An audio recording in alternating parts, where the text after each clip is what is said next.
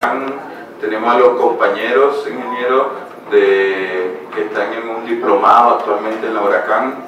Tenemos a los compañeros deportistas, los compañeros del Movimiento Ambientalista Guardabarranco, Juventud Sandinista del Gobierno Regional, Juventud Sandinista de la Alcaldía, no la miro, Gabriela.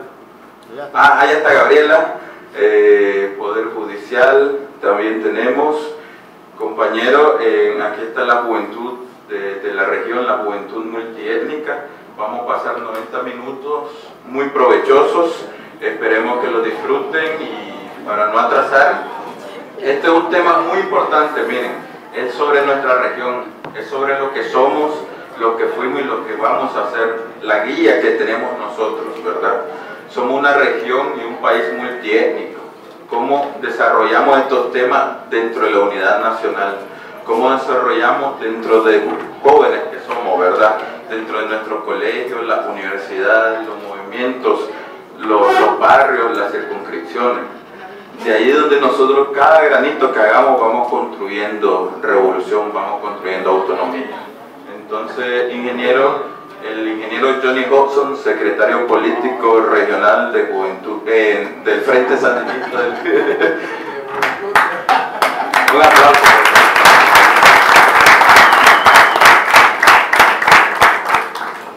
Gracias. Lo que más me gusta es que dice que yo soy de la juventud. Sí. Hace muchos años yo era de la juventud ya. Bueno, voy a hacerlo sentado. Yo estoy acostumbrado a estar de pie. Pero qué bien estar aquí. Voy a hacer una reflexión primero. Un pensamiento. Dice que la incomprensión del presente nace del desconocimiento del pasado. La incomprensión del presente nace del desconocimiento del pasado. Significa que ustedes no pueden entender las cosas que miran o que les hablan ahorita si no conocen su historia. Tienen que conocer de dónde vienen las cosas para poder entenderlo. En todo es así. ¿Cuántos de ustedes son cristianos? Levanten la mano y quiero ver cuántos son cristianos o quieren ser. Okay. Pero yo también soy cristiano. Pero yo no soy cristiano solo porque me dijeron ser cristiano, ¿no? Toda la gente que son cristianos es porque, bueno, creemos en Cristo, pero no creemos en Cristo así nomás, sino que sabemos quién es Cristo, pues. ¿Verdad? Usted lee la Biblia y mira que le comienzan a dar todos los antecedentes, dice el primer día sucedió tal cosa, el segundo día después nació Adán y Eva y pam, pam, pam, pam, y después te habla hasta que llega a Jesucristo, cuando nació Jesucristo en Belén, que lo presentan chiquitito y cómo fue creciendo, después murió y resucitó. Y por eso somos cristianos, porque nosotros queremos resucitar otra vez, pero no, hicieron toda la historia. Así mismo, si usted quiere entender la autonomía, tiene que saber toda la historia de la costa caribe. La incomprensión del presente nace del desconocimiento del pasado. Y ya que estoy aquí con un montón de ustedes que son jóvenes, algunos son de la FESA, algunos son de la juventud, algunos son de... desde que se fundaron las universidades aquí en la costa, ¿verdad? Yo tenía el privilegio, todos los años yo me reunía con los bachilleres, con toda la gente que se bachilleraba aquí en la costa, yo me reunía con ellos, que venían de Corn Island, de la Luna de Perla, de todos lados. Y yo pasaba una hora con ellos para tratar de convencerlos para que se metieran a la universidad a estudiar. Pero antes de meterme a tratar de convencerlos, cuando los tenía reunidos así, yo siempre comenzaba haciéndoles tres preguntas dobles. Lo primero que les preguntaba decía, levanten la mano los que me pueden decir quién fue el primer presidente de los Estados Unidos de Norteamérica. Y un montón de chavalos levantaban la mano, sabían quién era el primer presidente de los Estados Unidos, decían George Washington. Ahora levanten la mano los que me pueden decir quién fue el primer rey de la costa, de la Mosquitia. y nadie levantaba la mano y todos comenzaban a verse uno a otro. Se estará volviendo loco este Johnny Hudson, ¿de qué está hablando? De reyes, y cuándo ha habido reyes aquí, ¿verdad? Algunos, pues, decir, pero nadie levantaba la mano. Luego la segunda pregunta que yo les hacía, les decía, levanten la mano los que me pueden decir el nombre de 5 estados de los Estados Unidos de Norteamérica. Y todos levantaban la mano, decían Florida, Texas, Washington, California, etc. Se conocían un montón de estados. Yo les decía, ahora levanten la mano los que me pueden decir el nombre de 5 comunidades del Tortuguero. Nadie levantaba la mano. O bueno, pues 5 comunidades de la Cruz de Río Grande, o 5 comunidades de Bonanza. Estoy hablando de la costa, estoy hablando de municipios de la costa, y nadie levantaba la mano. Y la última, la tercera pregunta es que le hacía, decía, a ver, ahora levanten la mano los que me pueden decir la capital de 5 países de Europa. Y ahí va otra vez todo el montón de manos que dicen Londres es la capital de Inglaterra, París es la capital de Francia, Madrid es la capital de España, y tiene un equipo que se llama Real Madrid, y otro que tiene, todo eso sabían, ¿sí? Y Estocolmo es la capital de Suecia, y Lisboa es la capital de Portugal, y toditas se sabían los capitales de todos esos países. Y entonces terminaban, ¿y cuál es la cabecera del municipio de la desembocadura de Río Grande, un municipio de aquí? Y nadie levantaba la mano, ¿no? ¿Verdad? Ya por último, pues ya cuando comenzaron a venir ya a la universidad estudiantes de la desembocadura, había uno que otro que levantaba la mano y decía Caragual es la cabecera del municipio. Pero esas preguntas no eran para molestar a nadie, para ver quién sabe más, no era para eso, era simplemente para que reflexionemos. La reflexión, la tarea que yo les decía, traten de averiguar por qué será que sabemos tanto de otra gente y de otros lugares, y por qué será que no sabemos nada de nosotros mismos, por qué será que en la escuela no nos enseñan de la costa, solo nos enseñan de otros lugares. No vamos a discutir eso hoy, pero quería también iniciar esta reflexión con ustedes, pues pidiéndoles con eso que me pongan un poquito de mente, porque no vamos a hablar ni de Estados Unidos ni de Europa, vamos a hablar de la costa, vamos a hablar de nosotros, ¿verdad? Es importante, sí, que ustedes conozcan su historia, ¿verdad? Si usted no conoce la costa, si no conoce qué es lo que hay aquí, si no conoce la historia de esto, usted no lo puede componer. Uno no puede componer algo que no conoce. Si usted dice, yo quiero prepararme bien para cambiar la costa, quiero componer la costa, no me gusta cómo está la costa ahorita, lo primero que usted tiene que hacer es tratar de conocer la costa. Usted no puede componer algo que no conoce. Nunca ha visto un carro, entonces no le puede decir compóngalo. Nunca ha visto una computadora, no lo puede arreglar, ¿verdad? Entonces, esta pequeña charla que yo les voy a dar hoy, lo titulamos, a ver qué hora es, las 6:30. A las 10 de la noche ya pues estaríamos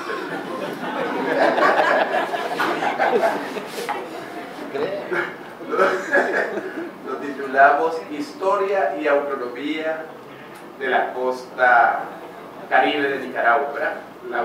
La historia y la autonomía de nosotros. No vamos a ver toda la historia, solo vamos a apenas tocar algunas cositas que les pueden servir de interés y que puedan servir para que entiendan un poco mejor la autonomía.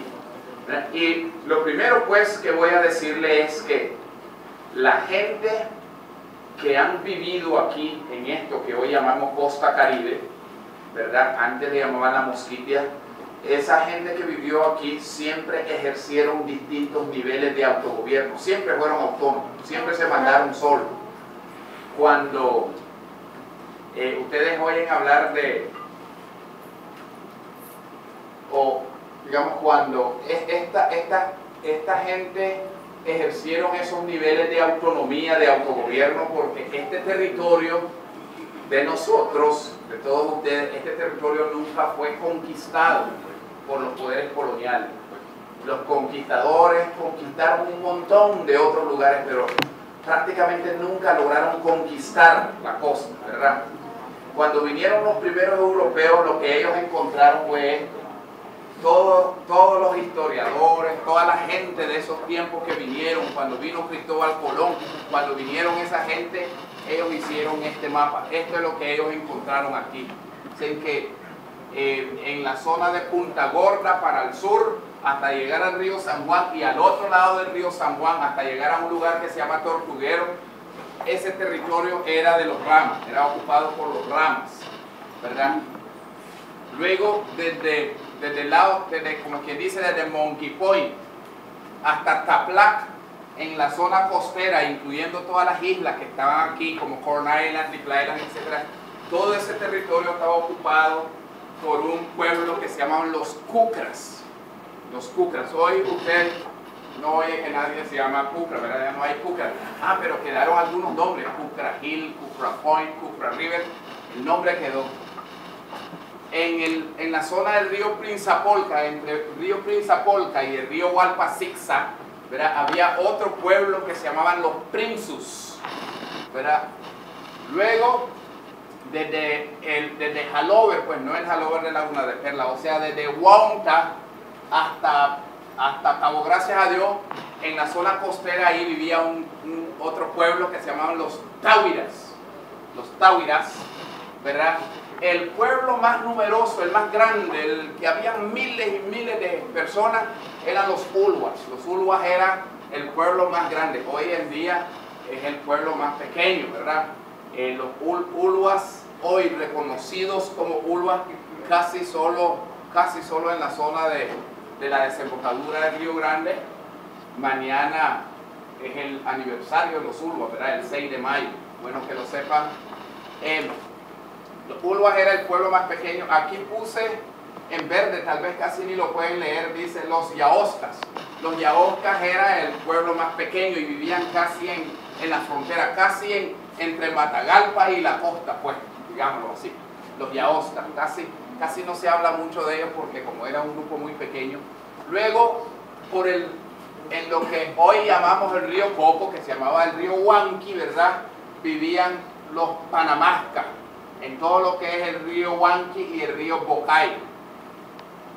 Al otro lado del río Huanqui o al otro lado del río Coco, lo que hoy es parte de Honduras, vivía un pueblo que se llama los Tahuascas,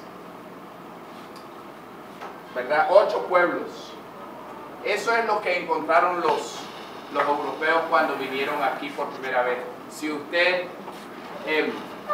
va a la Iglesia Católica, por ejemplo, en la Iglesia Católica hay un montón de libros que tienen estos mapas. Ahí en la Iglesia Católica, casi todos esos libros los escribió Fray Gregorio Smutko. Fray Gregorio Smutko es uno de los más grandes historiadores de la Iglesia Católica y vivió aquí en Bluefield, ¿verdad? Bueno, no voy a meterme demasiado en esto. Quiero decirles, pues, bueno, esto es lo que había cuando vinieron los primeros europeos. Cuando vinieron los europeos, vinieron negros. Los europeos vinieron por su propia voluntad. Los negros vinieron en contra de su voluntad. Es decir, fueron traídos, no decidieron ellos, quiero ir allá, sino que los trajeron. Pero vinieron juntos, europeos blancos con los negros, ¿verdad? Y bueno, eso es lo que había. Quiero decirles que cuando llegaron los primeros europeos, este territorio no les pareció interesante. No queremos conquistar eso, no nos interesa. Que no les interesaba mucho. Y cuando comenzó a interesarles y querían conquistarlo, ya era muy tarde. Hubo un tiempo entonces en que todos los europeos querían ser dueños de la costa porque se dieron cuenta que la costa era un territorio que podríamos decir geopolíticamente importante, pues tenía algo grandioso, tenía algo que todos pensaban que se podían comunicar los dos océanos, el océano Atlántico como el océano Pacífico. Entonces ya todos las potencias, pues los europeos querían tener lo que al final no hubo nadie pudo conquistar, pero los ingleses hicieron una alianza con la gente de aquí de la Mosquitia, ¿verdad? Y como resultado de esa alianza, solo voy a mencionar dos cosas pues de esa relación entre los ingleses. Uno es que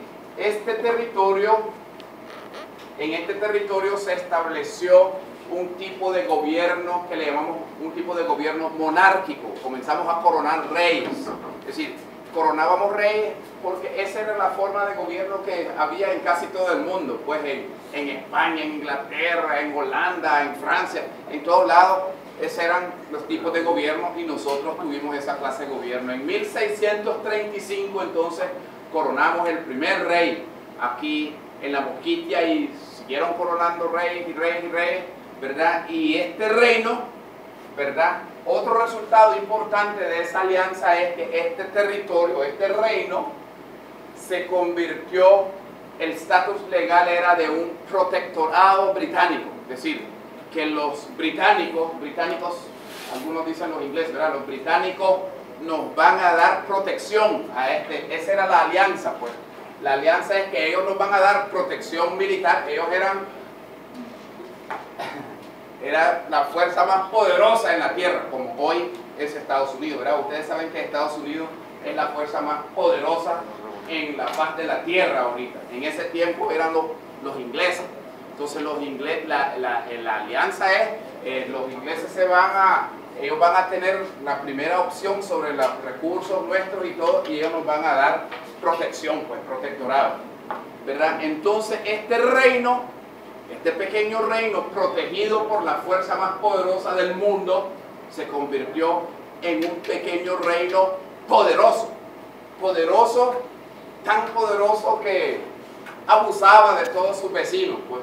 El reino nuestro, a alguna gente le gusta la historia, pero solo le gusta la parte bonita, ¿verdad? Pero no todo es bonito, aunque la mayor parte es bonita, pero no todo es bonito. Las autoridades nuestras se metían en estos países vecinos y hacían barbaridades. Los ticos temblaban cuando llegaba la gente nuestra. La gente nuestra llegaba, capturaba ticos y los vendía como esclavos, ¿no? En Panamá, en Honduras, en Nicaragua, ¿no? Se metían aquí en Nicaragua y capturaban gente y los vendían como esclavos, ¿verdad? Eso sí sale en los libros de historia que ustedes tal vez habrán podido leer en algún tiempo. Este reino se volvió fuerte, pues tenía una economía poderosa, un intercambio comercial que comienza a despegar en el año 1633. En 1633 se establece en la isla de Providencia, ¿verdad? Aquí está San Andrés, aquí está Providencia. En la isla de Providencia se establece una empresa fuerte que se crea en Londres, especialmente para hacer comercio con nuestra gente, ¿verdad? Entonces, ellos venían y compraban un montón de productos y traían productos y llevaban productos. ¿Cuáles eran los principales productos? Los principales que buscaban ellos: madera preciosa, pues como caoba, etc.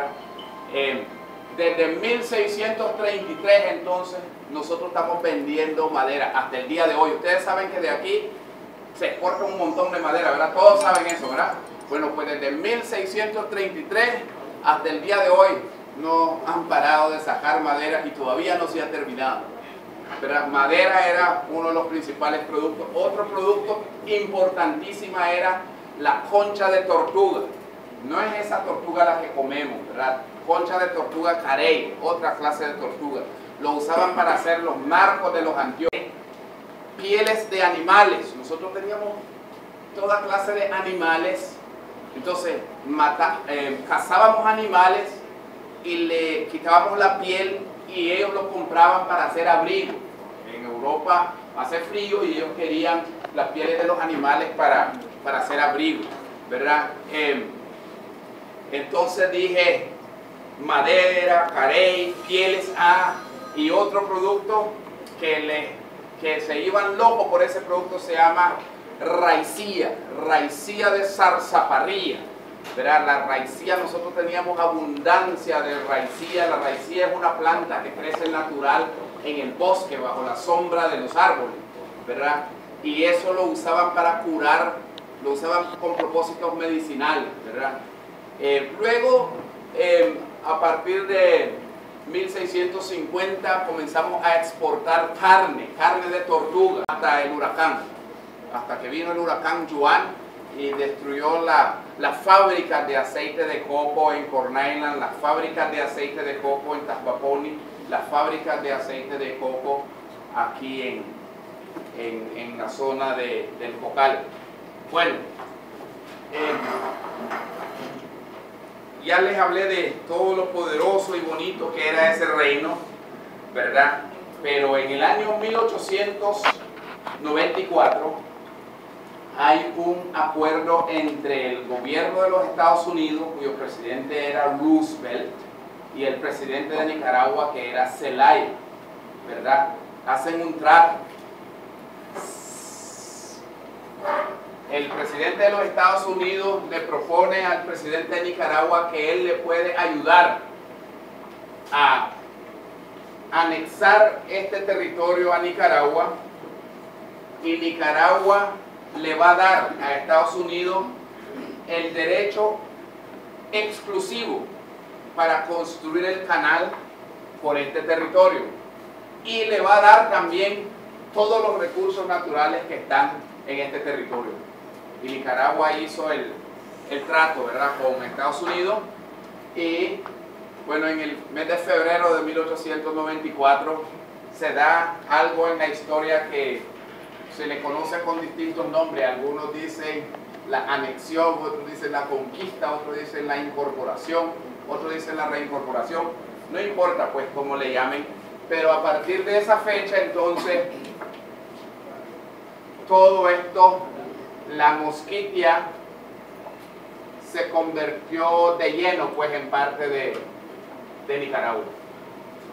Pero fue una cosa bien fea, bien brutal, pues fue a punta de armas, por la vía de las armas, con el apoyo del gobierno de los Estados Unidos.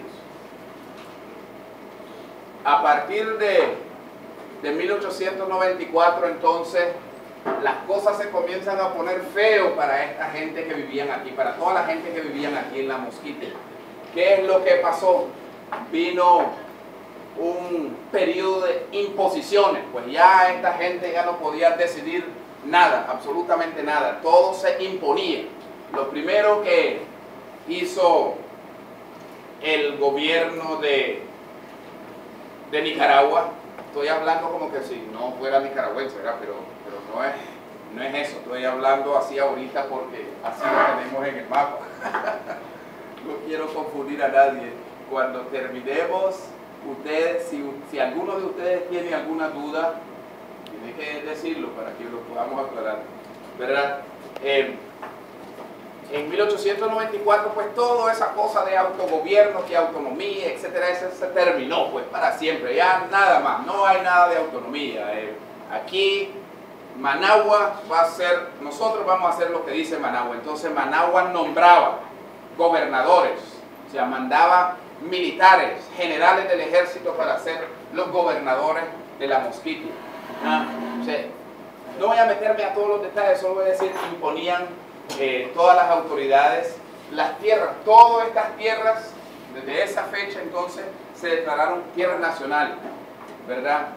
Y lo peor de eso es que todas estas tierras entonces, el gobierno de Nicaragua, el Estado nicaragüense, ¿verdad?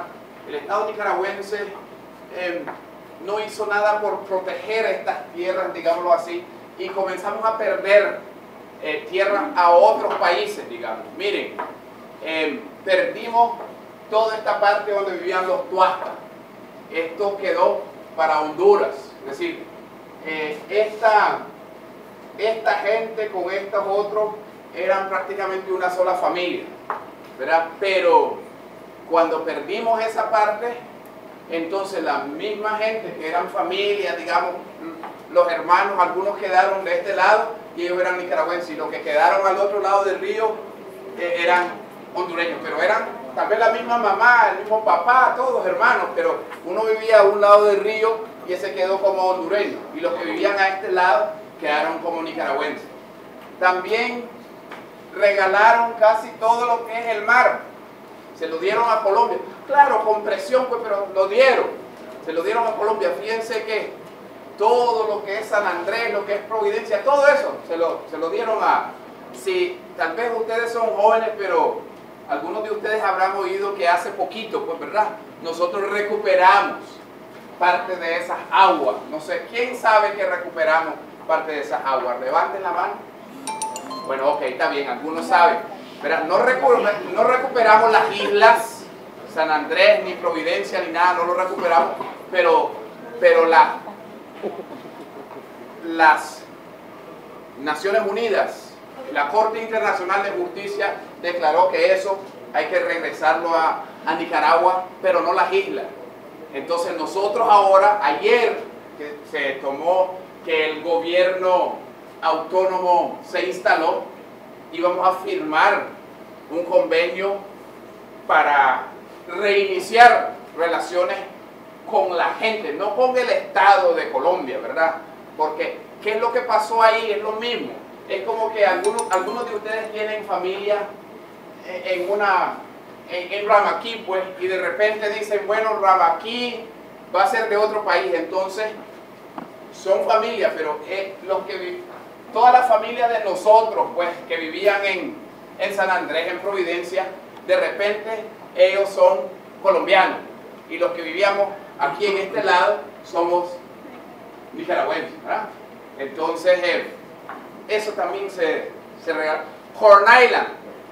Corn Island y Little Island, ¿verdad? Corn Island y Little Island, el Estado de Nicaragua lo alquiló, se lo alquiló a Estados Unidos por 99 años, con todo y la gente, alquilado, sí, con todo y la gente, aquí va, se lo alquilaron a Estados Unidos con todo y la gente. Miren, y ustedes se rieron porque creen que es mentira, ¿verdad? No. Saben que es cierto, ¿verdad? Bueno, si alguien no sabe, y porque yo no me voy a poner a leerlo aquí, pero si alguien dice, yo quiero que me enseñes ese papel, ¿dónde está? ¿Dónde alquilaron a Corn Island con todo y la gente? Alquilados a Estados Unidos por 99 años, ¿verdad? Entonces, así es como Nicaragua, pues, comenzó a manejar este territorio, ¿verdad? Y lo que es el sistema educativo, se impuso un sistema educativo aquí que comenzó a esconder toda la historia. Por eso es que ninguno de nosotros pudo aprender nada de la costa cuando fuimos a la escuela. Borraron todo de los libros que tenían que ver con la costa, ¿verdad? Y también impusieron un sistema que prohibió, era prohibido en lo que es las escuelas cualquier otro idioma que no fuera español. Prohibieron, pues, que se siguiera dando educación en inglés o que se diera en mijito, eso, prohibido, ¿verdad? En lo que es el sistema de justicia, se impuso un sistema de justicia que era, miren, cuando impusieron un sistema de educación, algunos estarán diciendo, pues, impusieron algo que era malo. No, el sistema de educación que se impuso aquí no era malo. Era bueno, uno podía aprender un montón de cosas, pues, pero eso sí, no podías aprender nada de tu propia historia, solo de otra gente. Aprendían cosas buenas. Por eso es que todo el mundo sabía que George Washington era el primer presidente de los Estados Unidos. Cuando nosotros íbamos a clase, cuando estábamos en cuarto año, por ejemplo, dábamos física y nos enseñaban, por ejemplo, cuánto tardaría este lápiz en llegar hasta la luna o en llegar a Marte si lo lanzo. Todo eso, buena matemática, buenos contadores. Los contadores que salían de aquí, del Morado, del Colón, puchica, conseguían, eran reconocidos, pues bien preparados para ir a servir, pues, en las oficinas, pero no sabían nada de la costa, ¿verdad? Solo les digo, por ejemplo, cómo se impuso un sistema de justicia aquí que era ajeno a la forma en que la gente resolvía sus cosas. En el sistema de justicia que había aquí antes, solo les doy un ejemplo, si alguien le robaba a usted una gallina, ¿verdad?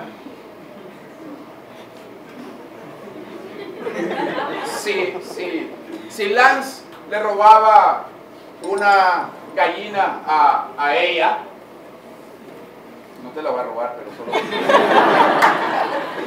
Si Lance le robaba una gallina a ella y lo llevaban a él ante el juez, pues, y lo encontraban a él culpable, entonces lo obligaban a él a devolverle a ella 5 gallinas, o sea, tenía que devolver 5 veces lo robado. Ella recuperaba, pues, lo que, con creces, pues, lo que le habían robado.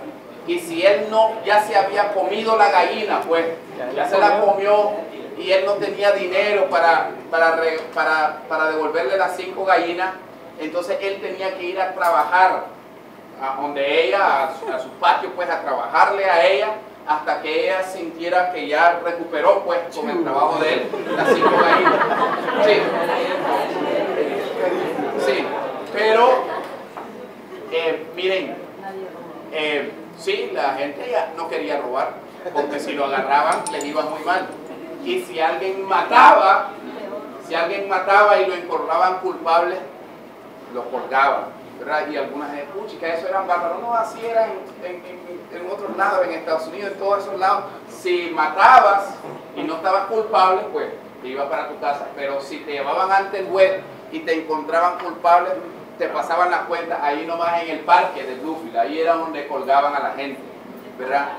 Pero miren, alguna gente dice, chocho, ese sistema de justicia no era bueno, qué raro, qué feo, que no sé qué. Pero miren, yo por lo menos, yo preferiría que fuera así todavía. Miren, si alguien me roba una gallina ahorita y lo llevan al juez y lo encuentran culpable, no estoy hablando mal del sistema judicial, no estoy hablando mal porque me va a ir a acusar pero si alguien roba una gallina ahorita, si Lance le roba la gallina a la niña, a esta joven que está aquí, y entonces lo llevan a la corte a él y lo encuentran culpable, ¿qué hacen con Lance? Lo echan preso, pero ella no recupera su gallina, ¿verdad? Entonces, ¿cuál sistema era mejor? Por lo menos yo digo, yo no sé, pues, ustedes pueden tomar su propia conclusión, pero yo, por ejemplo, yo prefiero el sistema de justicia que había antes. Entonces, alguna gente siente, pues, que eso todavía se puede aplicar en algunas comunidades, ¿verdad? Que las cosas menores la gente puede resolverlo de acuerdo a sus propias normas, se llama derecho consuetudinario. ¿Verdad? Comenzó el Estado de Nicaragua a imponer municipios. Primero, todo este territorio se llamó el municipio de Bluefield, después crearon otro municipio, después otro, hasta tener 20 municipios. Pero en la costa no, esa no era la forma de organización, las autoridades eran comunales, por comunidad, no por municipio, ¿verdad? En lo que se refiere a eso, todas las instituciones propias que tenía la gente de aquí, todititas las instituciones desaparecieron las instituciones, no podíamos tener nuestras propias instituciones, solo las instituciones que creó el Estado de Nicaragua. Un montón de gente, un montón de los principales líderes, la gente más pensante, como dicen algunos, la gente más inteligente, los líderes, un montón de gente fueron expulsados del territorio. Fue una cosa bien feo. O sea, el último rey nuestro se llamaba Robert Henry Clarence. Él con 104 personas más, ¿verdad?, se fueron de acá y no volvieron nunca más. Pues imagínense, como quien dice, se va, si algo pasa y se va Daniel Ortega con todos los ministros y los viceministros y todo, pues, ¿verdad? Y el país queda, pues, digamos, descabezado. Eso es lo que pasó. Miren, los recursos naturales, todos los recursos fueron entregados a compañías extranjeras. Para que se den una idea, yo digo, los recursos encima de la tierra, todos los recursos que había encima de la tierra, como por ejemplo los árboles, pues los bosques, todo eso se entregó a compañías extranjeras norteamericanas. Los recursos que había debajo de la tierra, si ahí abajo había oro, pues eso era de ellos. Si había cobre, si había plata, eso era de ellos. Todo lo que había encima de la tierra, debajo de la tierra y en el agua, si habían camarones, eran de empresas pesqueras. Si habían langostas, era de empresas norteamericanas, ¿verdad? Todos los recursos se entregaron porque ese era el compromiso, ¿verdad? Y bueno, alguna gente recuerdan eso. No estoy hablando del siglo, hace 5 siglos, ¿no? Eso, cualquiera que es un poquito, vamos a decir que viejo, que es ese Johnny Box, y ya usted ya la se presentó como de la juventud. Cuando yo era chavalo, pues, sí.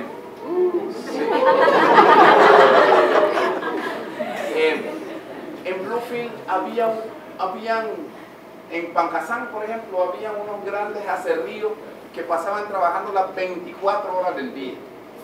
Sonaba 3 veces un gran pito, un gran silbato, como cuando se va a ir un barco. Entraba enfrente de... Yo vivía en Tres Cruces y yo miraba pasar un montón de hombres todos los días yendo para Pancasán, ahí por donde juegan béisbol ahora. Ahí era el aserrío, la gente iba ahí y a las 6 de la mañana entraba un grupo de gente y salían a las 2. Cuando salían ellos a las 2 entraba otro vergazo de gente. Ahí disculpen la palabra, pero no creo que eso sea una mala palabra tan mala, pues, un otro, y luego a las 10 de la noche, y así las 24 horas del día, 25 horas al día pasaban cortando madera para vender, ¿verdad? Pero nosotros no conseguíamos nada de eso, pues lo único es que, bueno, conseguían trabajo, pero estaban cortando nuestra madera para llevársela, y cortaron hasta casi terminarla, pero digo que no la han terminado todavía porque todavía se sigue cortando. Eso es con los recursos.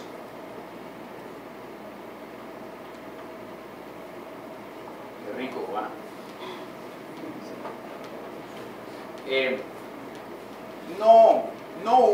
No mandaron a matar a la gente, no hubo exterminio físico de la gente, ¿verdad? Lo que hubo fue exterminio cultural. El comandante Borges, siempre que hablaba de las culturas de los pueblos de la costa, dice: las culturas de los pueblos de la costa caribe viajan en el valle de las sombras de la muerte, temiéndole a todo mal, a punto de desaparecer. Todas las culturas de los diferentes pueblos estaban desapareciendo. Los ramas fueron perdiendo su lengua hasta que ya no se puede hacer nada con eso. Lo mismo estaba pasando con los garífunas, iban desapareciendo las culturas. En el siglo pasado, por ejemplo, hace algunos años, hace poco, la diversidad se miraba como obstáculo. Los estados, no solo Nicaragua, los estados no les gustaba eso de tener indígenas y negros y etcétera, etcétera. No, querían tener que todo fuera una sola cosa, pues no querían diversidad, querían homogenizar, ¿verdad? Yo así en resumen le puedo decir que el Estado de Nicaragua, ¿verdad?, incorporó a Nicaragua todo el territorio y los recursos, lo incorporó. Nicaragua dice: eso es de Nicaragua y ese bosque es de Nicaragua y yo pues se lo estoy dando a esta empresa para que lo explote, etc. Incorporó el territorio, incorporó los recursos, pero no incorporó a la gente, ¿verdad? No incorporó a la gente que estaba en el territorio. La Constitución de Nicaragua nunca reconoció que los ramas, pues, por ejemplo, eran nicaragüenses, nunca. nunca. La Constitución de Nicaragua establecía que Nicaragua era un pueblo monoétnico, porque en ese tiempo, pues, ¿verdad?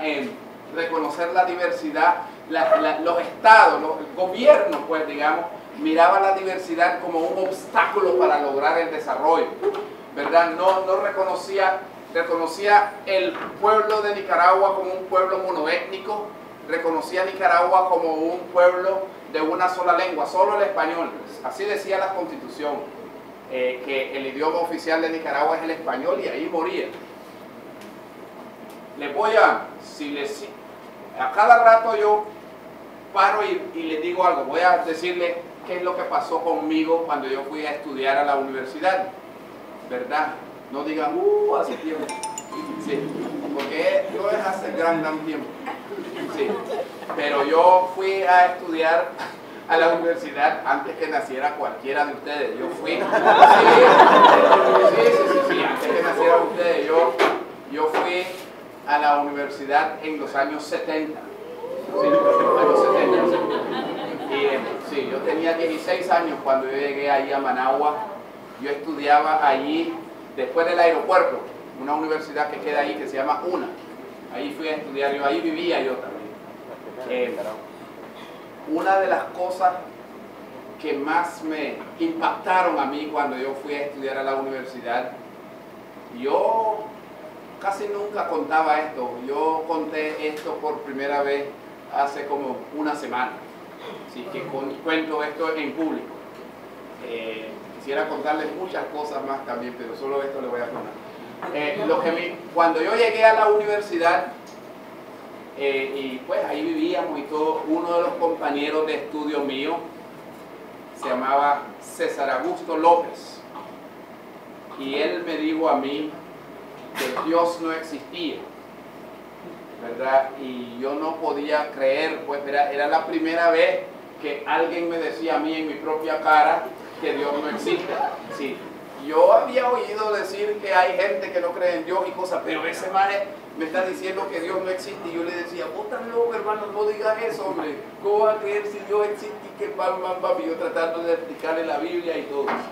Y dice, vos sos pavoso, dice. ¿Cómo va a creer? Dice, vos venís aquí, vos no sos, mira, dice, yo era chiquito, no, yo crecí cuando fui a Managua.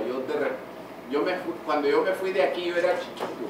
Y cuando yo regresé, en mi casa no me conocían porque me hice alto, pero me hice flaco. O sea, a mí como que me tiraron, pero solo para arriba, no para arriba.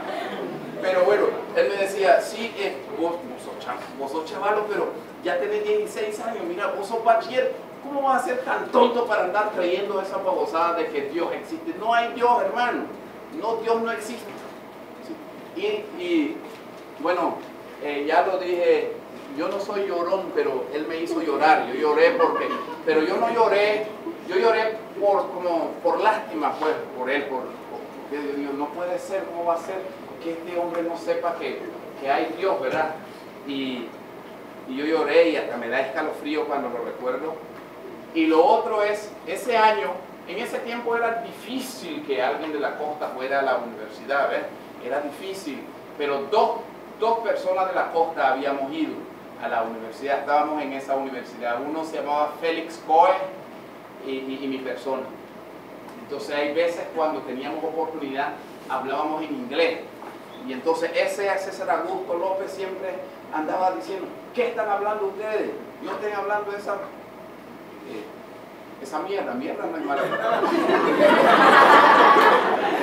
No estén hablando eso no es nada que están hablando ustedes. Y yo les decía, no, vos estás loco, esta es nuestra lengua y tenemos derecho y que no sé qué. ¿Quién dice que tienen derecho? Ustedes no tienen ningún derecho si ustedes no son nicaragüenses.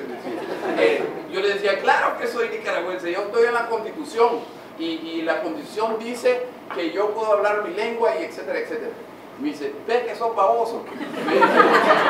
Mira, ese hombre fue la primera persona que me regaló la Constitución de Nicaragua. él me dice, mira, para que dejes de ser baboso, te voy a dar esta constitución para que lo leas y te vas a dar cuenta, me dice, que vos no sos nicaragüense. Y si vos me podés decir, si vos me podés enseñar en esta constitución, no es esta es la de ahora, si vos me puedes enseñar en esa constitución donde dice que vos, o que los miquitos, que los negros o algo que son nicaragüenses, yo te voy a dar 1000 pesos. Ustedes saben lo que eran 1000 pesos en ese tiempo. Ellos tenían reales, yo no tenía, y yo decía, lo voy a joder, le voy a quitar los 1000 pesos.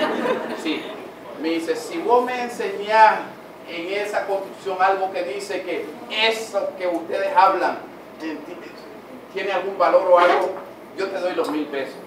Entonces, imagínense, yo agarré la constitución y me puse a leerla, uno por uno, línea por línea. Y cuando lo terminé de leer la primera vez y no hallé nada que decía que los negros son nicaragüenses o que el criollo o la lengua, nada. Dije, no, seguramente la leí muy rápido, la voy a volver a leer. Yo la leía y la leía y la leía. Yo solo estaba buscando una palabra para ir a poder conseguir los 1000 pesos. Y ahí me convencí yo a los 16 años. Yo me di cuenta, hasta esa edad, yo en la escuela nunca me dijeron que yo no estaba en la Constitución. Ese maje me dijo que yo no estaba en la Constitución y me lo probó, pues, ¿verdad? Yo me di cuenta que no estaba en la Constitución, que lo que yo hablaba, yo no lo hablaba, pero que aquí eso no tenía ningún valor, ¿verdad? Sí. Pero no hay mal que dura 100 años. De veras que no hay mal que dura 100 años, ni cuerpo que la resista. Y en esa misma década, ¿verdad? Antes que terminara la década, vino el triunfo de la revolución. En 1979 triunfó la revolución. Y el Frente Sandinista había hecho un programa histórico en 1969, ¿verdad? Y en ese programa histórico del Frente Sandinista, ese programa histórico era un programita chiquito, solo eran 12 puntos que decía el programa, pero en el punto número 9 decía que si el Frente Sandinista llegaba al poder, ganaba, pues lograba derrotar a Somoza, dice, se crearán condiciones para que la gente de la costa caribe pueda participar en pie de igualdad con el resto del pueblo de Nicaragua en la construcción de una nueva Nicaragua. Eso es lo que, entonces, cuando el Frente Sandinista triunfa, el Frente Sandinista dice, vamos a restituir los derechos a la gente que estaban aquí cuando le quitaron, pues, los derechos que le arrebataron a la gente se los vamos a devolver, esos derechos. Y comenzó un proceso de restitución de derechos. Restitución significa devolver, pues, lo que le habían hecho a la gente de la costa caribe, ¿verdad? Y ese proceso terminó, o sea, desembocó en la aprobación de una nueva constitución en 1987 y en ese mismo año con la aprobación de una ley, se llama la Ley 28, la Ley de Autonomía, en donde cada una de esas cosas que yo dije a ustedes que le quitaron a la gente, se le devolvió.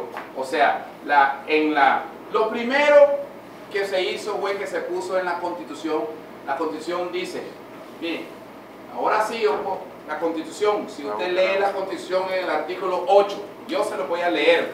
Sí, yo hubiera querido que la Constitución dijera esto cuando estaba ese César Augusto López, yo hubiera conseguido mis 1000 pesos. Pero no lo conseguí porque no decía nada. Dice, el pueblo de Nicaragua es de naturaleza multiétnica. Eso es lo que dice la Constitución. Ahora, eso fue una de las primeras cosas que el Frente Sandinista puso en la Constitución. De las primeras cosas, el pueblo de Nicaragua es de naturaleza multiétnica. O sea, significa que yo también soy nicaragüense. Joder, puchica, y cuando yo supe que la Constitución decía eso, puchica, dije yo, ¿cómo hago para encontrar a César Augusto López y conseguir mis 1000 pesos? Pero bueno, después ese hombre, yo podría decir que es mi amigo, pues, y yo no pienso mal de él, ¿verdad? Yo digo, más bien ayudó a abrirme los ojos, ¿verdad? Él después se hizo diputado liberal, sí, y fue presidente de la Comisión de Recursos Naturales y todas esas grandes cosas. Se puso en la Constitución y también se aprobó la ley de autonomía. Para la aprobación de esa ley de autonomía que tenemos nosotros, hermanos y hermanas, compañeros, vino gente de toditito el mundo, de todo el mundo vino gente a ver cómo es que el gobierno sandinista estaba regresando derecho a un pueblo que se lo había arrebatado.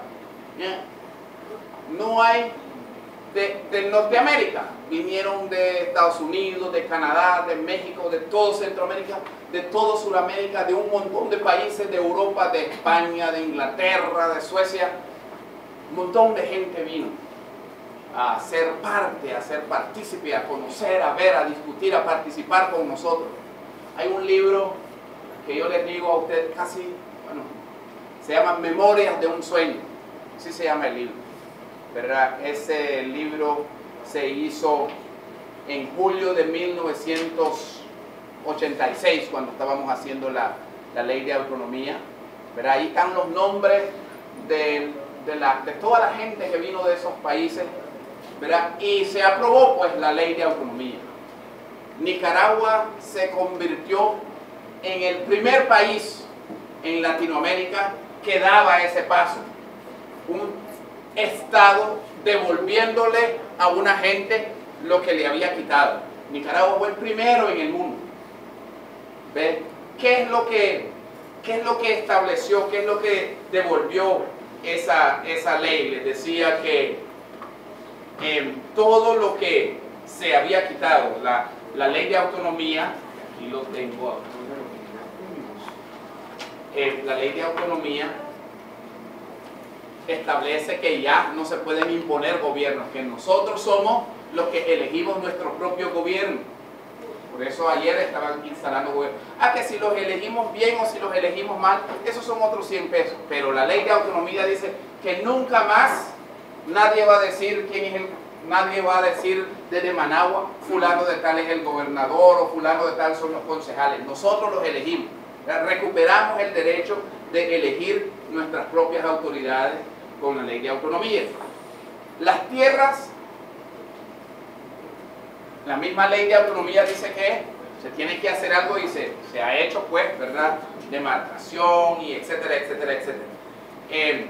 Lo que son las lenguas que se prohibieron en la ley de autonomía dice que son lenguas oficiales. Dice, esta ley y la Constitución dice, el español es el idioma oficial de Nicaragua, bonito, y dice, y las lenguas que hablan la gente en la costa caribe también son lenguas oficiales en la costa caribe.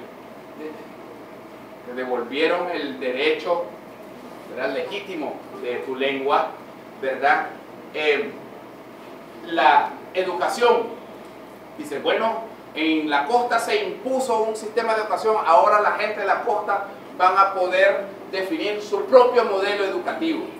Y entonces se definió algo que se llama el Sistema Educativo Autonómico Regional, el SEAR, que lo tenemos en papel, digámoslo así, porque no se implementa de lleno, y todos ustedes deberían de estar demandando que se implemente el SEAR, porque si se implementa eso, entonces ustedes estarían seguros de que les tienen que enseñar sobre su historia. Si ustedes vieran que la ley de autonomía dice, por ejemplo, que dice los habitantes de la costa caribe tienen derecho, dice, a educación en lengua materna y en español mediante programas que recojan su patrimonio histórico, su sistema de valores, las tradiciones y características de su medio ambiente. La ley dice que usted tiene derecho de recibir una educación a la cual le enseñan su historia.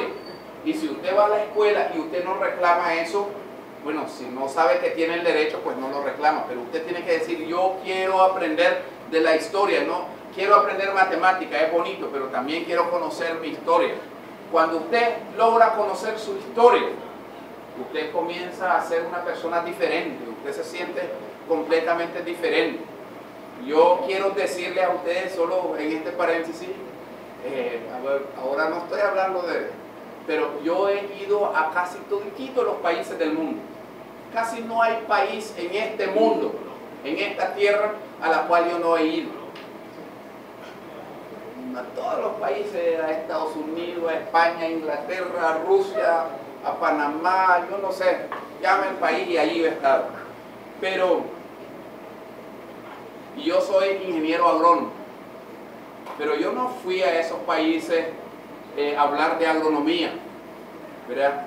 Yo fui a esos países a hablar de historia y autonomía, ¿verdad? Es decir, que el manejar tu historia también es hasta oportunidad, pues. Es decir, la historia nuestra, yo sueño que algún día se va a hacer una película completa de la historia de la costa, para que sea más fácil, sin nadie que te venga a hablar y van a poner la película y ahí está la historia de la costa. Eso es un sueño mío.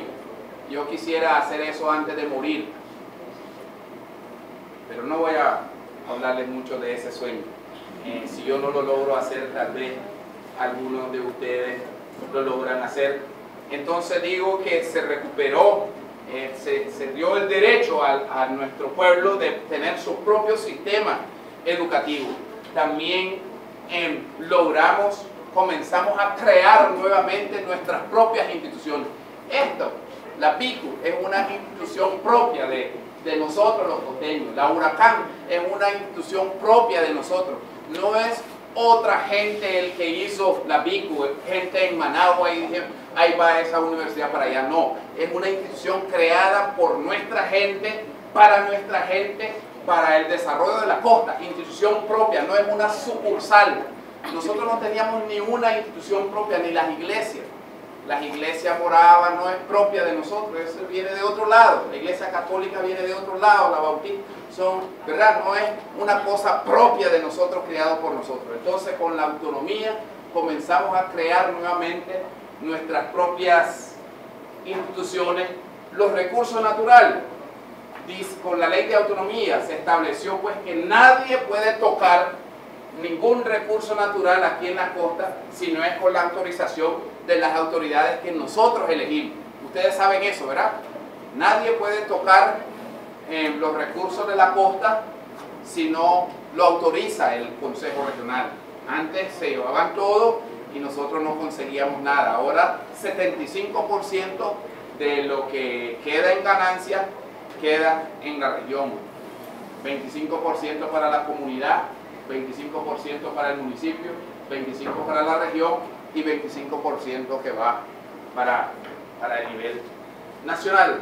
Solo, miren, el Estado de Nicaragua entonces con esto reconoce su diversidad, asume su diversidad. Nicaragua dice, yo ya no quiero ser un país monoétnico, yo ya no quiero ser un pueblo monoétnico, yo quiero ser, Nicaragua es multiétnico y se reconoce, ¿verdad? Nicaragua es plurilingüe y se reconoce, ¿verdad? Y qué bien. Quiero decirles, iba a decir otras cositas ahí, pero estoy preocupado por el tiempo. No son las 10 todavía. Quiero decirles que algunos tienen cuadernos. Esto que les voy a decir, sí, tal vez es bueno que lo apunten. Cuando nosotros estábamos tratando de hacer esa ley de autonomía para nosotros, llegó un momento en que teníamos que hacer una definición. ¿Qué cosa es esa autonomía? Decir qué es la autonomía en 3 o 4 líneas, ¿verdad? Y pasamos como 2 años tratando de encontrar las palabras exactas para hacer la definición de la autonomía. Y se definió la autonomía como el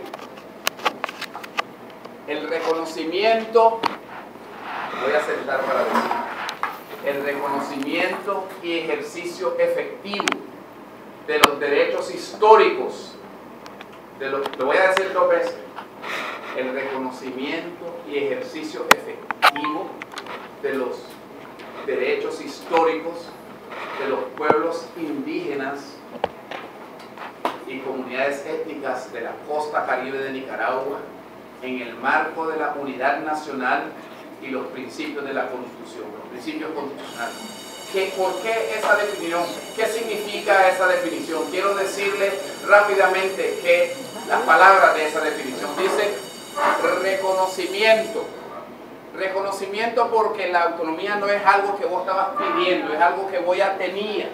Y entonces el Estado de Nicaragua te está devolviendo los derechos que te habían arrebatado brutalmente. Por eso ustedes, cuando oyen que habla el comandante Daniel, dicen, no estamos regalándole nada a la gente, le estamos restituyendo sus derechos, los derechos que le habíamos, no los sandinistas, los derechos que alguien les arrebató a la gente de la costa caribe. Viene la revolución popular sandinista y trabaja en eso hasta lograr, y entonces restitución de derechos. Entonces, por eso dice reconocimiento, pero no solo dice reconocimiento, reconocimiento y ejercicio efectivo. Esa es la palabra clave, es ejercicio efectivo. ¿Ejercicio efectivo de qué? De los derechos históricos, derechos que vos ya tenías, pues no el derecho que te lo están dando ahorita, derechos que vos ya tenías derecho de elegir tus autoridades y te lo quitaron, entonces te lo están devolviendo. Vos ya tenías derecho de educar a tus hijos en cualquier lengua, pues en miquito, en inglés, en español, etcétera, en lo que sea, pero te lo quitaron ese derecho, entonces con la autonomía te están devolviendo ese derecho. Vos ya tenías el derecho de gozar de tus recursos y te lo quitaron a fuerza de armas y te lo están devolviendo, ¿verdad? Entonces, reconocimiento y ejercicio efectivo de los derechos históricos. Dice derechos históricos, cuando hablan de derechos históricos se refiere a derechos políticos, derechos económicos, derechos sociales, derechos culturales. Si hablan de derechos políticos, por ejemplo, es el derecho de elegir tus propias autoridades. Ese es un derecho político que te regresa. El derecho de organizar tus actividades sociales y productivas de acuerdo a tus propios valores y tradiciones. Ese es un derecho que te regresa. El derecho de educar a tus hijos en su propia lengua es un derecho cultural, ¿verdad? Entonces, reconocimiento y ejercicio efectivo. Lo estoy repitiendo un montón de veces porque aquí está la esencia de las cosas. Reconocimiento y ejercicio efectivo de los derechos históricos. ¿De quién? De los pueblos indígenas, pero también de los otros pueblos, ¿verdad? De los pueblos indígenas y comunidades de la costa caribe de Nicaragua en el marco de la unidad nacional. Esa es la palabra clave, en el marco de la unidad nacional. Porque cuando se comenzó a hablar de autonomía, alguna gente pensaba que era para separar la costa del resto del país, pero no es para separar, en el marco de la unidad nacional. Cuando hablamos de unidad nacional, en esa definición, por ejemplo, la gente en el gobierno, en el frente, por ejemplo, decían, puchica, ustedes lo que pusieron en esa definición es algo que nos interesa, a nosotros nos interesa eso de la unidad nacional. Vengan para acá, hablemos esto un poquito más, nos gusta esa autonomía, es algo interesante, podemos trabajarlo mejor. Y entonces, pero nosotros comenzamos a tener algunos problemas con alguna gente en el Pacífico, porque alguna gente nos decía, ¿cómo es eso de que ustedes están hablando de unidad nacional y quieren hablar su propio idioma? ¿Cómo es eso que quieren seguir hablando miquito? ¿O quieren seguir hablando criol, pues? ¿O quieren seguir hablando garífuna? Si vamos a hablar de unidad nacional, todos tenemos que hablar un solo idioma. ¿O por qué es que ustedes quieren seguir bailando esas cosas, garífuna o esa? ¿Por qué si vamos a hacer unidad nacional, entonces bailemos todo lo mismo, o comamos todo lo mismo, todos bebamos pinolillo, todos, ¿verdad? Dejen ese rondón, etcétera, pues dejen esa música y todos bailemos marimba. Es decir, entonces nosotros, la idea era explicar en Managua que ese no era uniformidad de lo que estamos hablando, es unidad en la diversidad. Unidad en la diversidad, esta es la esencia de la autonomía, la unidad y la igualdad en la diversidad. ¿Qué significa eso? Significa que Lance, como mestizo, puede participar en pie de igualdad conmigo en la construcción de la costa caribe de nuestro sueño sin dejar de ser mestizo. O yo como negro puedo participar con el Rama o con el otro en la construcción de la costa caribe de nuestro sueño sin dejar de ser negro. Si yo no tengo que dejar de ser lo que yo soy para poder participar en pie de igualdad, que yo pueda preservar mi identidad. Eso de preservar la identidad es importantísimo, jóvenes. Que usted no tenga que dejar de ser lo que es para poder participar. Si usted le dice, mira, podés participar, pero ya no puedes hablar ese idioma que vos hablas. Tenés que hablar aquí, solo vamos a hablar en miskito, y el que no hable en miskito que se vaya. Eso no es. Estamos diciendo que uno pueda participar en pie de igualdad, preservando su identidad. Pero no solo preservarlo así, sino que se crean condiciones para que cada uno de nosotros se pueda sentir orgulloso de su identidad.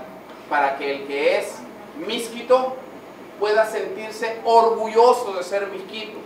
El que es Rama pueda sentirse orgulloso de ser Rama. El que es criol, orgulloso de ser criol. El que es mestizo, orgulloso de ser mestizo. Esa es la autonomía, ¿verdad? Quiero decirles, ¿cómo vamos? ¿Vamos bien? ¿Me van entendiendo o estoy hablando palabras que ustedes ni siquiera saben qué es? ¿Nos vamos entendiendo? ¿Seguro? ¿Sigo pues? Ok.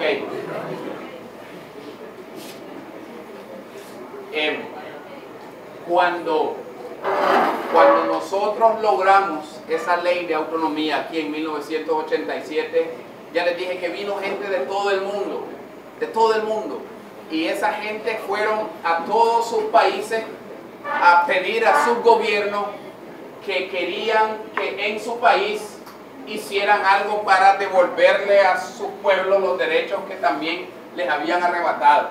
En todos los países comenzaron a presionar, queremos tener una ley como la que tiene Nicaragua. Y es así entonces como en el año 1989, ¿verdad?, las Naciones Unidas le recomendaron a la OIT que aprobara un convenio que hoy se llama Convenio 169 de la OIT. Cuando ustedes oigan eso, Convenio 169, es muy importante, ¿verdad? En donde se reconoció derechos a los pueblos indígenas y tribales en todo el mundo en el año 1989.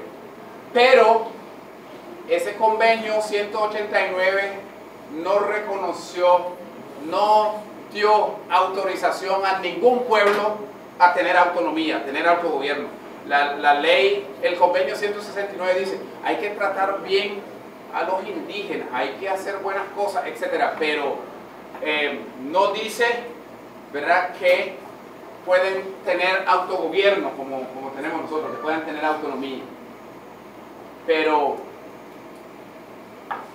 siguió la presión de los pueblos en diferentes países del mundo, y en el año 2007, las Naciones Unidas aprobaron una declaración que dice, por ejemplo, que los pueblos indígenas en el mundo tienen derecho a autogobernarse, tienen derecho de tener autonomía. O sea, algo que nosotros tenemos desde hace 20 años, cuando nosotros ya lo teníamos, ya estábamos cumpliendo 20 años de tener una ley de autonomía en el año 2007, las Naciones Unidas dice, los otros pueblos del mundo también tienen derecho a tener su propia autonomía como la que tiene Nicaragua. Aquí en la costa caribe, ¿verdad?, nosotros logramos aprobar una estrategia para desarrollar la costa y para implementar la autonomía. Una estrategia bien buena, bien bonita, etcétera, que eso tiene que ser otro tema un día. Todos ustedes tienen que conocer la estrategia de desarrollo de la costa. Si no conocen la estrategia, no están en nada, pues no saben para dónde vamos. No le estoy diciendo nada malo a ustedes, no lo estoy tratando, le estoy diciendo que si no conocen la estrategia de desarrollo, no están en nada. Mejor, puchica, mejor ni siquiera sigan yendo a la escuela. Tienen que conocer la estrategia de desarrollo de la costa. Sí. Ay, cuidado, vayan a decir que a su mamá que Torioxos diga que mejor no sigan yendo a la escuela. No es tan así la cosa, cuidado, me vayan a malinterpretar. Pero nosotros hicimos una estrategia de desarrollo en el año 2007, pero no teníamos ni siquiera la mínima posibilidad de implementarlo. Pues logramos hacer esa estrategia porque en el 2007 Daniel Ortega regresó al gobierno. Pero en el Consejo Regional, por ejemplo, aquí, nosotros solo teníamos 11 concejales. No teníamos ni uno solo en la Junta Directiva, por ejemplo. Entonces teníamos una estrategia, pero no podíamos, una estrategia para desarrollar la costa, pero no nos daban chance. Ni siquiera podíamos tener un miembro en la Junta Directiva. La gente que eran los diputados por la costa no eran ni siquiera de aquí. Había uno que se llamaba Sacasa. Sí, no eran ni siquiera de aquí, ahora ya no es diputado, nunca más lo van a ver ustedes, no eran de aquí, pues, muy bien, aquí no tenían casa, venían solo así de vez en cuando, así a pasear o a cualquier cosa. Pues. Era una situación que compleja, pues difícil, ¿verdad? Pero resulta que en este año 2014, ¿verdad? El Frente Sandinista ganó las elecciones en la RAN y en la RAS, y entonces nosotros nos vamos a meter a trabajar para hacer el ejercicio efectivo de la ley de autonomía. Esta ley, con estos derechos, están reconocidos para nosotros desde hace tiempo en el Estatuto de Autonomía, pero los gobiernos que habían no tenían interés en que esto se implementara.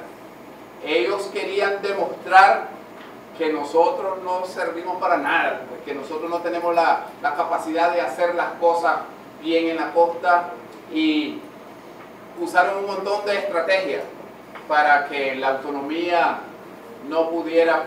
Primero querían desaparecerla y no pudieron, ¿verdad? Una de las primeras cosas que hicieron fue que dividieron el gobierno como en dos feudos, pues. Una cosita allá por el estadio que se llama el gobierno regional y otra cosita ahí enfrente del que se llama el Consejo Regional, y como que eran dos cosas diferentes, ¿verdad?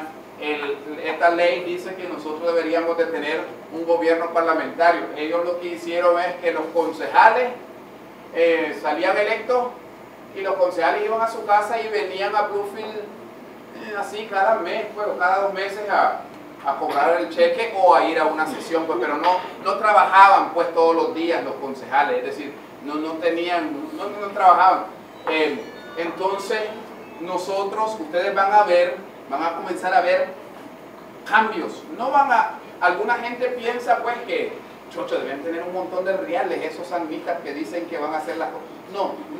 No son las cosas materiales las que van a cambiar. Nosotros vamos a cambiar las cosas, pero no necesariamente son cosas materiales. Nosotros, antes de meternos a esto, hicimos una evaluación de la ley de autonomía, ¿verdad? Y miramos que han habido algunas cosas, algunos logros, pues podemos decir, en la autonomía. Un logro: ya nosotros elegimos a nuestro propio gobierno. Desde 1990 que se implementó la ley, estamos eligiendo gobierno. Que si elegíamos bien o elegíamos mal, eso no importa, pero recuperamos el derecho de elegir nuestro propio gobierno, que ese es un logro.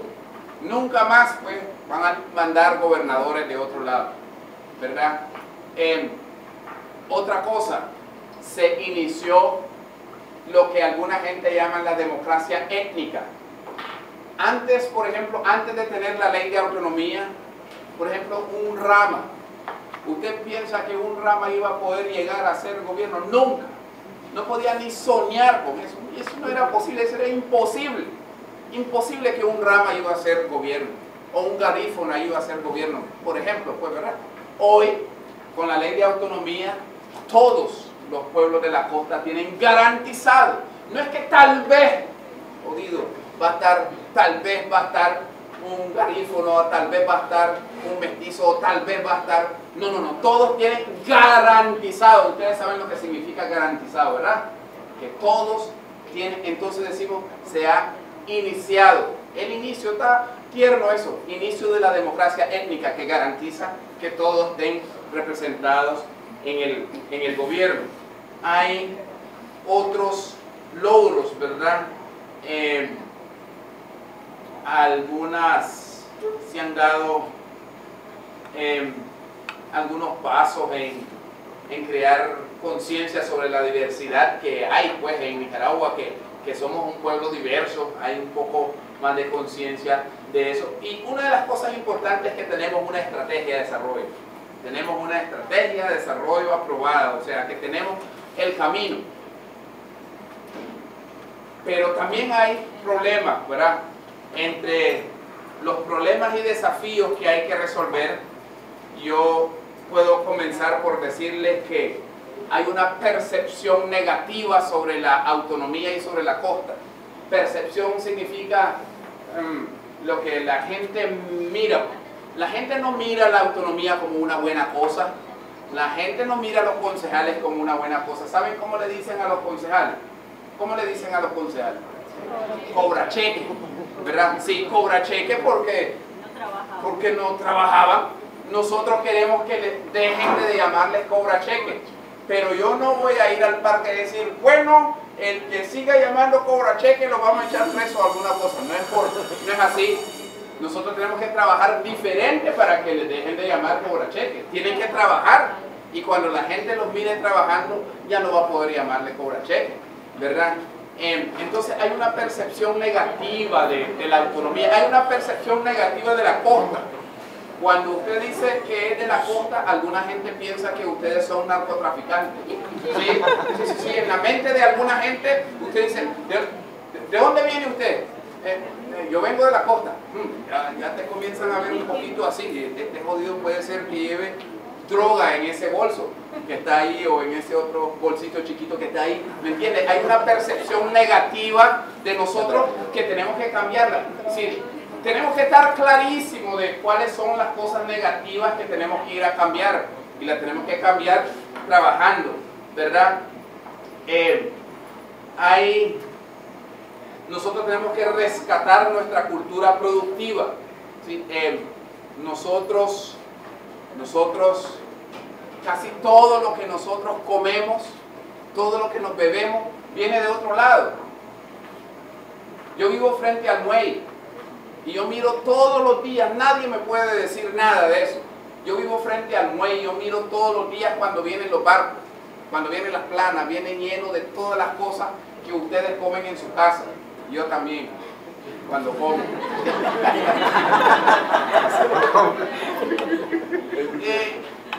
Los plátanos, el banano, el tomate, la chiltoma, el repollo, el guaro, la cerveza, la Coca-Cola, todo, el agua que nos bebemos viene de Managua, viene de otro lado. ¿Me entiendes? Entonces nosotros, si queremos ser autónomos, si un pueblo quiere llamarse autónomo y no puede producir ni siquiera su propia comida, estamos mal, ¿verdad? Entonces tenemos que rescatar nuestra cultura productiva. Tenemos que hacer la interculturalidad una realidad. Tenemos que generar empleo, no en el gobierno. En el gobierno no van a contratar ni una sola persona más, no aguanta, ni siquiera hay donde sentarse ahí en el gobierno. Sí. Pero tenemos que crear empleo y que la gente tenga trabajo, y lo vamos a hacer. No es mañana, pero ustedes lo van a comenzar a ver, ¿verdad? Una de las cosas importantes que decimos que se tiene que hacer es comenzar a trabajar en las instituciones con eficiencia y con calor humano. Cuando usted llega a alguna oficina, tiene que sentir que los servidores públicos, la gente que están trabajando ahí, lo tratan a usted con respeto, pues lo tratan como gente, pues esas cosas no cuestan dinero. O sea, nosotros no vamos a tener más plata, pero queremos hacer las cosas mejor. El otro día yo me reuní con todos los delegados de las instituciones y entonces una de las delegadas decía que qué cosa se podía hacer. Ella decía, mira, que le enseñen la historia de la costa a todos los chavalos en las escuelas y va a haber diferencia. Que canten el himno de la autonomía en todas las escuelas, en todos los eventos. ¿Quién de ustedes se sabe el himno de la autonomía? ¿Quién lo sabe bien? Que puede pararse ahí, aquí enfrente y cantarla. Levante la mano, ¿quién se sabe el himno de la autonomía? ¿Verdad? Entonces, imagínate, ese es el himno de nosotros. Pero, a ver, levanten la mano los que se saben el himno nacional de Nicaragua. Sí, todos se la saben, y está bien que la sepamos, está bien, lo tenemos que saber. ¿Cómo no vamos a saber el himno nacional de Nicaragua? Pero posiblemente primero teníamos que aprender el propio himno de nosotros, ¿verdad? Entonces, ¿qué cuesta? ¿Ustedes creen que cuesta dinero asegurar que en todas las instituciones, que en todos los colegios, que en todas las escuelas, la gente aprendan el himno de la autonomía? Y eso no tengo que ir yo, no tenga que ir el gobernador. Si usted trabaja en una institución, usted puede decir, bueno, este va a ser mi pega. Yo en este lugar donde yo trabajo, en el Consejo Electoral, trabaja la Tati, la Maybel Lazo. Sí, la Maybel Lazo puede decir, yo me voy a encargar de que toda la gente que está en esta institución se aprenda el himno. Y todos los lunes la vamos a cantar. Y yo voy a andar empujando para que la canten. Cuando la gente comience a cantar el himno de la autonomía, las cosas van a cambiar. Esas son cosas chiquitas, ¿verdad? Que no cuestan dinero. Bueno, yo sé que... pero de todos modos no son ni las 10:30 todavía. Yo no sé...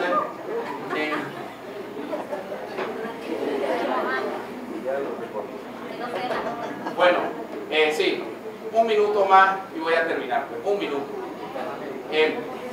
Yo quiero decirles, porque sí vi que ya van a ser las 8, pero sí, yo comencé a las 6:30. Ok, 90 minutos dijimos que iba a hablar. Sí. Bueno, yo quiero decirles 3 cositas. Uno, nadie va a venir de otro lado, de otra parte, a hacer una costa caribe mejor para nosotros. Si queremos una costa caribe mejor, la tenemos que hacer nosotros. Ustedes con nosotros, los jóvenes con los adultos, todos nosotros lo tenemos que hacer. Gente te pueden ayudar, pero nadie lo puede hacer por nosotros. Si queremos una costa caribe bonita, limpia, etcétera, etcétera, la tenemos que hacer nosotros. Quiero decirles que el plan nuestro que está en esa estrategia de desarrollo es que nosotros podamos convertir la costa caribe en el paraíso que ha de ser. La costa caribe debe ser un paraíso, ¿no? Pero nosotros, es decir, nosotros somos pobres ahorita, empobrecidos, pues. Pero quiero decirles a ustedes, miren, créanme, por favor crean, nosotros vamos a dejar de ser pobres. Vamos a dejar de ser pobres. Yo estoy seguro que vamos a dejar de ser pobres. No mañana, pues, no crean que van a ir a dormir hoy y cuando se levanten mañana somos ricos. No, pero nosotros vamos a dejar de ser pobres. Pero nosotros en esa estrategia lo que establece es que podamos avanzar hacia el desarrollo, pero un desarrollo donde nadie se quede atrás. Esa es la esencia del desarrollo que nosotros estamos hablando. Un desarrollo donde nadie se quede atrás, ¿verdad? Nadie, ni un individuo, ningún pueblo. No puede ser que nos desarrollamos todos, pero los ramas quedaron ahí rezagados, quedaron ahí en esas mismas casitas y nadie le importa, ¿verdad? Eso no es esa clase de desarrollo que estamos hablando, que unos se van a desarrollar y otros se quedan atrás. No, no, no, no. Y esto es lo que yo quiero que ustedes se lleven de mi plática con ustedes. Un desarrollo, hermanos y hermanas, donde nadie se quede atrás. Por eso es que nosotros hablamos de amor al prójimo y solidaridad. Si usted ama a su prójimo y usted va corriendo y va adelante y ve que uno se va quedando atrás, como usted lo ama, usted no va a dejar que quede ahí, que se muera. Como usted siente solidaridad, no va a dejar. Nosotros no queremos esa clase de desarrollo en donde algunos se desarrollan y los otros están ahí, que puchica, se mojan cuando llueve, están, voy a decir la última palabra, están hechos mierda y nadie se preocupa. No. Queremos un desarrollo donde nadie se quede atrás. Esa es la palabra clave de esta noche, ¿verdad? Un desarrollo donde nadie se quede atrás. Miren, nosotros tenemos recursos naturales. Miren, la fórmula para el desarrollo es recursos naturales más recursos humanos más capital igual a desarrollo. Puede ser igual a desarrollo. Nosotros tenemos recursos naturales, ¿verdad? Tenemos un modelo de amor al prójimo y solidaridad con los demás. Tenemos una estrategia que dice hacia dónde vamos. Y aparte de eso, tenemos la autonomía, que dice que lo podemos hacer y nadie nos puede decir nada. Nosotros lo podemos hacer. Nosotros tenemos autonomía para hacerlo, ¿verdad? Entonces, si no nos desarrollamos, es porque no queremos. Tenemos todo. Tenemos la riqueza, es decir, tenemos los recursos. Tenemos gente preparada y gente preparándose, ¿verdad? Tenemos un modelo, tenemos una estrategia y tenemos el derecho, pues el poder, pues ahora nosotros tenemos poder para hacer las cosas, ¿verdad? Y entonces tenemos que hacer la autonomía. Yo estoy muy optimista de que lo vamos a lograr. Nosotros le decimos a nuestros concejales que queremos que tomen en cuenta 3 cosas. Nosotros a todos los concejales nuestros le decimos 3 cosas van a tener siempre presentes, pero a ustedes también se los voy a decir. Es un triángulo: inteligencia,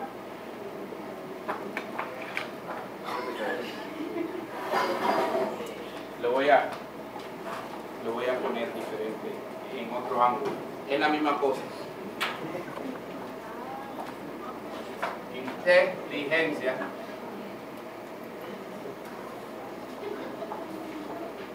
¿se ve? Sí. Disciplina, así es, ¿verdad? Disciplina. Conoce, llevan a eso. Humildad.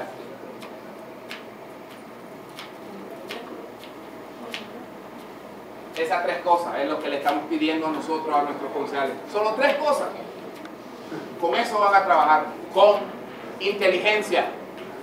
Le decimos que cuando recen en la noche, que pidan cualquier cosa a Dios, ¿verdad? Pero que pidan sabiduría. Queremos que trabajen con inteligencia. Queremos que trabajen con humildad. Alguna gente cuando entran a un cargo, entonces dicen, yo mando. Sí, yo mando, y comienza la arrogancia, ¿verdad? Y la disciplina. Si decimos que vamos a aprendernos el himno de la autonomía y que la vamos a cantar todos los lunes, pues todos los lunes, no este lunes no porque estoy cansado. O si decimos que vamos a tener una reunión con los jóvenes y bueno, no puedo ir, y entonces ustedes quedaron aquí esperando y no ir. No, disciplina, cumplir con las cosas. Yo pues, jóvenes, les digo que hay cosas ya de las cuales nosotros comenzamos a sentirnos orgullosos. Yo me siento orgulloso, pues, cuando yo entro a un estadio de Nicaragua, si voy a Chinandega o algo, a un estadio, yo camino sacando pecho. Siento bien, pues, de que esos muchachos que están ahí, que representan a Mísquitos, Sumos, Ramas, Garífonas, Friol, etcétera, de la costa, mestizos, de todo hay en ese equipo multiétnico que nos representa. Nos están representando, que todos nosotros, ellos nos representan ahí a todos nosotros en ese terreno de juego. Y así mismo queremos ir trabajando con los que trabajan en las instituciones, por ejemplo, que sepan que ellos, que los ojos de toda la gente está sobre ellos.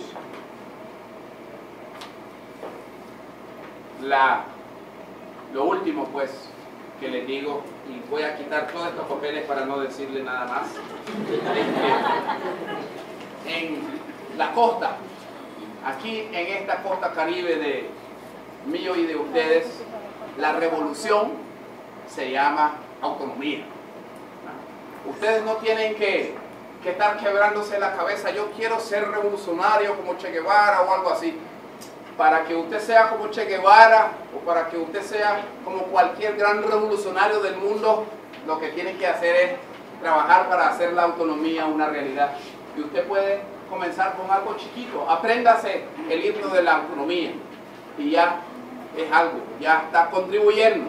Apréndaselo y enséñaselo a otro, ¿verdad?